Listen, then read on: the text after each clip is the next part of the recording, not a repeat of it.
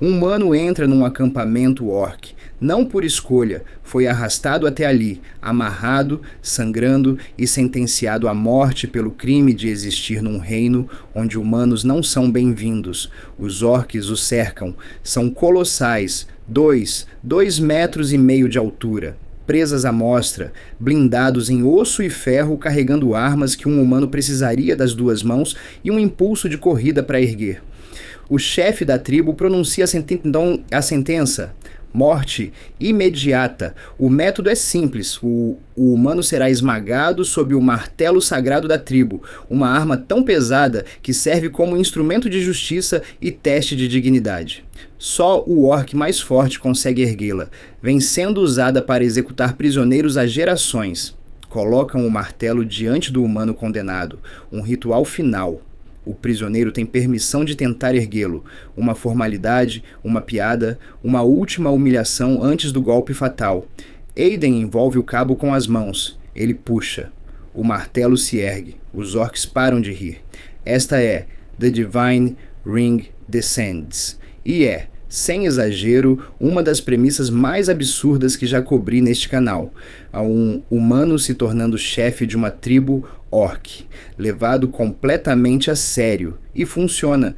Bem-vindos de volta ao Manhua Recap Vault. Este é um manhua, origem chinesa, adaptado à plataforma inglesa da Webtoon, e estou cobrindo porque a premissa mereceu seu lugar. Existem centenas de histórias de isekai sobre humanos chegando a mundos de fantasia e acumulando poder. Existem pouquíssimas sobre um humano jogado numa sociedade de orcs, escalando a hierarquia não por ser mais esperto que eles, mas por ser mais orc que eles. Deixa eu mostrar como isso se desenrola. A história de Aiden começa, como tantas começam, no mundo comum. Ele não chama atenção. Não é fraco, não é forte. Apenas alguém cuja vida nunca exigiu nada extraordinário dele. O tipo de protagonista que existe no espaço entre ambição e contentamento, sem grande direção, sem grande insatisfação, atravessando dias indistinguíveis um do outro. E então ele encontra um anel.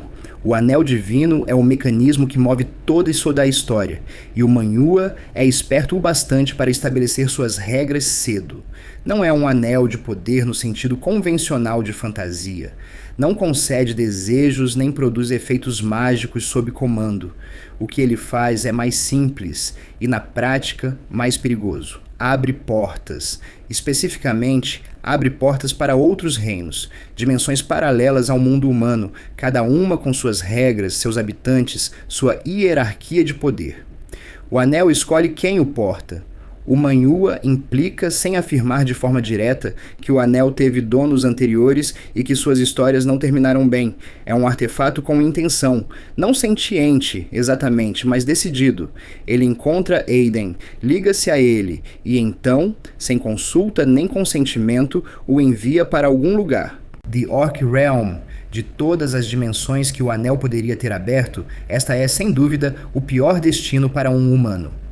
The Orc Realm não é uma sociedade mista, não é um mundo cosmopolita onde várias raças coexistem em paz instável. É um mundo orc, construído por orcs, governado por orcs, estruturado em torno de valores orc que são, em ordem crescente de importância, força, perícia em combate e a capacidade de impor sua vontade sobre quem discorda. Humanos não são bem-vindos, humanos não são tolerados. O raro humano que chegou a The Orc Realm por acidente mágico, instabilidade dimensional ou maquinações de artefatos como o Anel Divino, historicamente teve o mesmo fim: execução, rápida e inequívoca. Aiden chega sem preparo, sem entender a política do reino, sem armas, sem aliados, sem caminho de volta. O anel que o trouxe não oferece orientação nem auxílio. Depositou-o no ambiente mais hostil imaginável e, até onde Aiden consegue perceber, silenciou.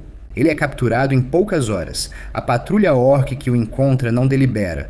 Um humano em The Orc Realm não é curiosidade nem incidente diplomático. É presa que entrou no território errado, eles o amarram, o arrastam até o assentamento tribal mais próximo e o apresentam ao chefe como prisioneiro a ser descartado. A tribo que o captura não é a maior nem a mais poderosa de The Orc Realm, mas é formidável. Centenas de guerreiros, hierarquia estruturada, território defendido contra tribos rivais com ferocidade cultural e prática. O chefe é um orc de presença física imensa, cheio de cicatrizes, experiente, respeitado, não por exigir respeito, mas porque todos na tribo o viram conquistá-lo em décadas de combate.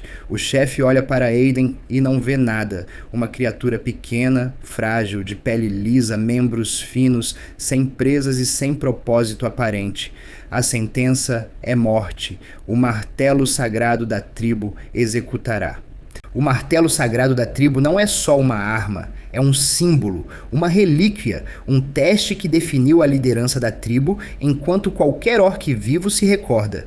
O martelo é impossivelmente pesado, não pesado como uma arma grande é pesada, pesado de um modo que sugere encantamento, ou talvez uma densidade material que não deveria existir na natureza. Os guerreiros mais fortes da tribo conseguem erguê-lo, por pouco. O chefe atual consegue empunhá-lo em combate, embora fazê-lo por períodos prolongados exaurisse até ele. O martelo é a medida do valor da tribo. Erguê-lo é provar que você pertence à elite. Empunhá-lo é provar que merece liderar. O ritual antes da execução é antigo. O condenado recebe a oportunidade de erguer o martelo. Se conseguir, o que nunca aconteceu nenhuma vez na história registrada da tribo quando o condenado era prisioneiro em vez de guerreiro, a execução é suspensa. A lógica é brutal e internamente consistente. Se você é forte o bastante para erguer o martelo, é forte o bastante para ser útil, e a tribo não desperdiça recursos úteis. Aiden é empurrado para frente. O martelo está pousado na terra à sua frente. Os orcs assistem com o desinteresse casual de espectadores numa formalidade. Alguns já desviam o olhar. O desfecho está decidido. O humano falhará. O humano morrerá. O banquete começará. Aiden estende a mão para o martelo. Agora. O que acontece em seguida é o momento que define todo o manhwa e funciona pelo que a história não faz, não explica. Não há monólogo interno de Aiden sentindo o poder do anel correndo por ele. Não há aura brilhando, transformação mágica, sequência dramática de power-up. Aiden agarra o martelo. Aiden ergue o martelo. O martelo se desprende do chão em suas mãos e ele o segura ao lado do corpo, com uma só mão, com uma expressão que sugere que está tão surpreso quanto todo mundo. O silêncio dos orcs é absoluto. O manhwa se demora nesse momento por vários quadros. Planos abertos da tribo reunida, close-ups de rostos individuais processando o que acabaram de ver, a expressão do chefe atravessando descrença, confusão e, por fim, algo que pode ser o começo do respeito ou o começo do medo. Um humano ergueu o martelo sagrado. O ritual é claro, a execução está suspensa, mas as implicações vão muito além de uma vida poupada. Numa sociedade onde força é a única moeda, uma criatura descartada como inútil acabou de demonstrar força que excede a maioria dos guerreiros da tribo. O cálculo político da tribo muda num instante. Aiden não é mais prisioneiro, é uma variável, e numa hierarquia tribal construída sobre dominação física, uma variável suficientemente poderosa não fica no fundo por muito tempo. O que vem em seguida é uma sequência de eventos que, isolados, parecem improváveis. Juntos, formam uma trajetória que é tanto absurda quanto estranhamente lógica. Aiden não entende a sociedade orc. Não fala a língua deles com fluência, não compartilha seus costumes, não seus valores, a compreensão instintiva de hierarquia e dominação que todo orc absorve desde o nascimento. Ele é, em todo sentido cultural, um alienígena operando num mundo cujas regras está aprendendo por tentativa e erro catastrófico. Mas ele consegue erguer o martelo, e em The Orc Realm, isso importa mais que qualquer outra coisa. A hierarquia tribal opera num princípio tão simples que chega a ser elegante: desafiar e provar. Qualquer orc pode desafiar qualquer outro orc por sua posição. Se o desafiante vence, a posição é dele. Se perde, as consequências vão de humilhação à morte, dependendo do que está em jogo e do temperamento dos envolvidos. Não há burocracia, recurso, comitê de revisão. A força julga. O sistema é brutal, imediato e, da perspectiva dos orcs, perfeitamente justo. Aiden, a princípio, não busca ascensão. Está no começo apenas tentando sobreviver, navegando uma sociedade que tolera sua presença só porque o martelo sagrado lhe concedeu isenção provisória de execução. O anel, qualquer que seja seu propósito, ampliou suas capacidades físicas de modos que o Manhua revela aos poucos. Ele é mais forte do que um humano deveria ser, mais rápido, mais resistente. Não no nível dos maiores guerreiros da tribo, ainda não, mas muito além do que sua estrutura e espécie sugeririam. Os desafios chegam até ele. Guerreiros jovens, ambiciosos e ávidos por se provar, veem o humano como alvo fácil, uma novidade cujo truque de erguer martelo não pode se traduzir em capacidade real de combate. Eles o desafiam esperando vitórias fáceis, e não as obtêm. O estilo de luta de Aiden é profundamente não órquico. Orcs lutam com força e impulso direcional, investidas avassaladoras, golpes devastadores, uma filosofia de combate que prioriza impacto máximo. Aiden luta reativamente, deixa o oponente se comprometer com ataques e então explora as brechas que esse compromisso cria. Está aprendendo enquanto luta, absorvendo técnicas de combate orc pela experiência direta, adaptando-as ao próprio corpo, combinando a agilidade humana com a força ampliada que o anel oferece. Cada vitória eleva sua posição. Cada elevação atrai mais atenção, mais desafios, mais oportunidades de demonstrar que o martelo não foi acaso. A tribo assiste a um humano escalar sua hierarquia com uma mistura de indignação, fascínio e reconhecimento relutante de que o sistema funciona exatamente como projetado. A força determina o posto. O humano está demonstrando força. O sistema não se importa com espécie. O chefe observa com intensidade particular. Ele não está ameaçado. Ainda não. Aiden está escalando, mas a posição do chefe no topo está separada do posto atual de Aiden por um abismo de experiência e poder bruto. O que preocupa o chefe não é a força de Aiden, e sim sua trajetória. O humano está ficando mais forte. Visivelmente, mensuravelmente mais forte, num ritmo que não sugere teto algum. E um guerreiro sem teto, numa sociedade onde a liderança é decidida por combate, é ou o maior trunfo da tribo ou sua maior ameaça. Uma das forças genuínas do Manhua é sua recusa em tratar os orcs como unidimensionais. Seria fácil, e muitas histórias menores trilharam esse caminho, retratar a sociedade orc como barbárie pura, um amontoado de brutamontes cuja única interação social é violência.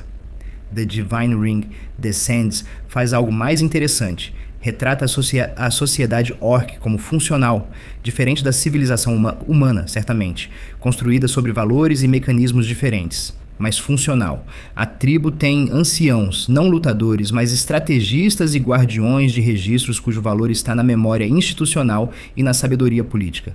Eles não podem desafiar por posto físico, mas seu conselho é buscado porque chefes que ignoram seus anciãos tendem a levar suas tribos a desastres evitáveis. A tribo tem artesãos, ferreiros de armas, fabricantes de armaduras, construtores cujo ofício é respeitado porque até o guerreiro mais forte é limitado pela qualidade do equipamento. A tribo tem curandeiros, batedores, caçadores, treinadores, uma infraestrutura social completa que sustenta a hierarquia marcial em que todos focam. A presença de Aiden desorganiza essa infraestrutura de modos que vão além de seu posto pessoal. Um chefe humano, e a essa altura da história a trajetória é inequívoca, seria inédito, não apenas incomum, inédito. As implicações se espalham por toda a camada da sociedade tribal. Os anciãos estão divididos. Alguns veem Aiden como ferramenta, um guerreiro poderoso cuja perspectiva de fora pode oferecer vantagens nos intermináveis conflitos territoriais com tribos rivais. Outros o veem como abominação, uma violação da ordem natural que enfraquecerá a identidade da tribo e atrairá zombaria ou agressão das potências vizinhas. O debate é acalorado, sustentado e retratado com uma seriedade que eleva toda a narrativa. As tribos rivais somam outra camada de complexidade. The Orc Realm não é uma nação unificada, é uma constellation de tribos independentes, cada uma controlando território, competindo por recursos, mantendo prontidão militar que reflete a possibilidade constante de guerra intertribal. Uma tribo liderada por um humano seria vista pelos vizinhos ou como curiosidade ou como provocação, e em The Orc Realm, a distância entre curiosidade e provocação é medida em horas, não semanas. Aiden navega essa política com um instinto que surpreende a todos, inclusive a ele mesmo. Sua perspectiva de fora, exatamente o que deveria ser sua maior desvantagem, torna-se, em certas situações, seu maior trunfo. Ele vê padrões nas relações intertribais que os orcs, mergulhados nas próprias suposições culturais, deixam passar. Identifica oportunidades de aliança onde os orcs só veem inimizade tradicional. Aborda a negociação com uma flexibilidade que líderes orc, criados num arcabouço binário de dominação e submissão, acham desconcertante e, ocasionalmente, eficaz. O Manwë não finge que Aiden seja um líder melhor que os orcs. Ele é um líder diferente, e num sistema que estava estagnado, os mesmos conflitos tribais se repetindo por gerações com os mesmos resultados e os mesmos custos. Diferente tem valor. O Anel Divino segue cumprindo seu papel, embora o Manwë mantenha suas capacidades plenas deliberadamente obscuras. Ele amplia Aiden, abre caminhos de poder que não deveriam estar disponíveis a ele, mas também tem uma agenda que Aiden não entende por completo, e a história semeia mistério suficiente em torno da origem e do propósito do Anel para manter uma linha de tensão sobre a política tribal. Quero ser honesto sobre uma coisa.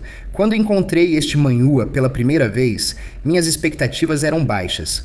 Um humano se tornando chefe orc é uma premissa que soa como piada. A montagem para a punchline sobre comédia de peixe fora d'água cultural ou fantasia de poder que usa orcs como cenário em vez de tratá-los como personagens. E The Divine Ring Descends tem sim comédia. Parte dela é genuinamente engraçada. Os mal-entendidos culturais, os momentos em que os instintos humanos de Aiden batem de frente com as expectativas orc, de modos ao mesmo tempo constrangedores e reveladores. Mas a comédia é incidental. Surge naturalmente da premissa, não é o ponto dela. A história leva seu conceito absurdo totalmente a sério, e esse compromisso com a sinceridade é o que a separa das dezenas de comédias de Isekai que tratam seus cenários de fantasia como meros mecanismos de entrega de piada. A razão pela qual essa premissa funciona é especificidade. A sociedade orc não é genérica. Tem regras, tradições, contradições internas e uma lógica consistente mesmo quando entra em conflito com a sensibilidade humana. Aiden não vence neste mundo por ser especial, vence por ser adaptativo, por levar a sério as regras da sociedade orc e operar dentro delas, mesmo quando essas regras exigem coisas que seus instintos humanos resistem. A progressão de poder é outra força. Aiden fica mais forte, mas o Manwë distribui seu crescimento numa curva que mantém a tensão. Ele nunca é o mais forte da sala, não até bem fundo na história, e mesmo aí, os desafios escalam com suas habilidades. O Anel oferece ampliação, mas não invulnerabilidade. Aiden leva golpes, perde lutas, toma decisões que custam posição e reputação e precisa recuperar o que perdeu pelo mesmo mecanismo que rege todo mundo neste mundo. Força demonstrada. A arte de HNS Studio merece menção. Os designs dos orcs são distintos e variados, não uma massa homogênea de músculo verde, mas indivíduos com compleições, traços e expressões diferentes que fazem a tribo parecer povoada por gente, não preenchida. As cenas de ação enfatizam peso e impacto de um modo que combina com a estética orc. Não são duelos graciosos de artes marciais, mas colisões de força, e os quadros transmitem a fisicalidade do combate numa sociedade onde cada luta é existencial. Há também algo discretamente eficaz no comentário cultural embutido na premissa. Um humano numa sociedade orc é, em essência, uma história sobre um forasteiro navegando uma comunidade cujos valores lhe são alheios. O modo como Aiden conquista a aceitação, não mudando os orcs, nem impondo valores humanos a eles, mas atingindo os padrões deles nos próprios termos deles, diz algo genuíno sobre integração e respeito. Os orcs não aceitam Aiden porque ele os ensine a ser mais humanos. Aceitam porque ele prova que pode ser orc o bastante. The Divine Rings Descends, The Strongest Other World. Shenji Jianlin, Zuiqiang Ishiji. Está disponível na Webtoon, em inglês com atualizações às sextas. A série passou de 80 capítulos e segue em andamento, com novos arcos expandindo o escopo para além da tribo inicial, entrando na política mais ampla de The Orc Realm e nas outras dimensões que o Anel pode acessar. Se você procura algo genuinamente diferente no espaço de Isekai, não uma nova mão de tinta sobre a mesma fantasia de poder, mas uma premissa que se entrega ao próprio absurdo com sinceridade suficiente para torná-lo envolvente, vale o seu tempo.